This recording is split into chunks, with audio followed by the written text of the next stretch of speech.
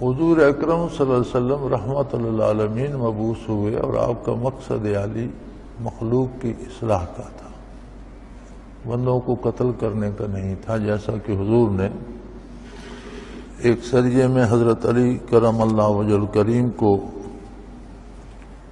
امیر لشکر بناتے ہوئے فرمایا کہ یہ بات یاد رکھنا، 1000 کافر کو بحالت کفر قتل کرنے سے ایک کافر کا مسلمان ہو جانا اللہ کریم کو زیادہ پسند ہے، یعنی لوگوں کو اسلام سے آشنا کرنے کی کوشش کیجیے گا، قتل کرنے کی نہیں۔ پھر جنگوں میں بھی حضور کے احکام موجود ہیں کہ جو تلوار نہ اٹھائے اس سے کوئی تعرض نہ کیا جائے، بوڑھے کو قتل نہ کیا جائے، بچے کو قتل نہ کیا جائے، عورتوں کو قتل نہ کیا جائے، اور جو لوگ اپنے مندروں، بت خانوں، بت قدوں میں بیٹھے ہیں انہیں نہ چھیڑا جائے، درخت نہ کاٹے جائیں، فصل نہ اجاڑے جائیں۔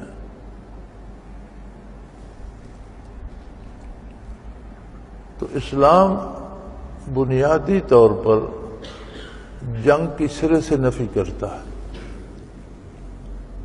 جنگ ہوتی ہے مخالف کو ہرانے کے لیے، اس کے وسائل برباد کرنے کے لیے، اس کو اتنا کمزور کرنے کے لیے کہ پھر مقابلے کے لیے نہ اٹھ سکے، یہ جنگ ہوتی ہے۔ اسلام نے جنگ کو کلی طور پر ختم کر دیا اور جنگ کی جگہ جہاد کا تصور دیا۔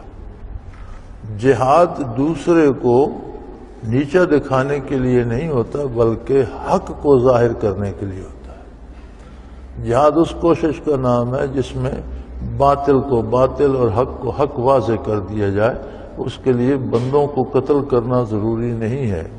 جتنی جنگیں حضور اکرم صلی اللہ علیہ وسلم کے زمانے میں ہوئی ہیں اور بڑے عظیم مارکے ہوئے ہیں، تو مقتولین کی تعداد مسلمانوں اور غیر مسلموں کو ملا کر کوئی 1000 سے کچھ اوپر بنتی ہے۔ کسی نے 8 لکھی ہے، کسی نے 14 لکھی ہے۔ اور دنیا کی جنگوں میں آپ دیکھ لیں،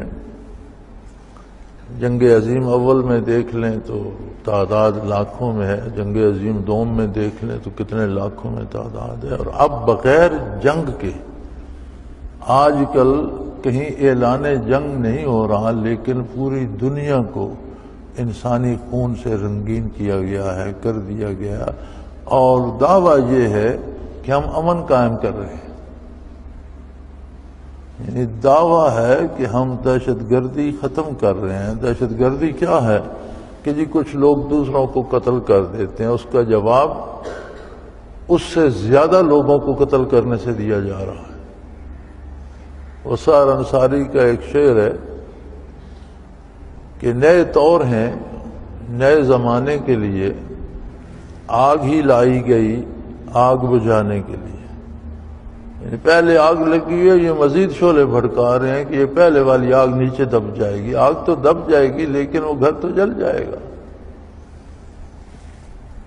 تو یہ جو اعتراض کرتے ہیں کہ اسلام بزور شمشیر پھیلا اور تلوار کے زور سے پھیلا، انہیں یہ سوچنا چاہیے کہ ایک تاریخی حقیقت یہ ہے کہ مسلمانوں نے اور اسلام نے کسی قوم، کسی قبیلے، کسی ملک پر چڑھائی نہیں کی۔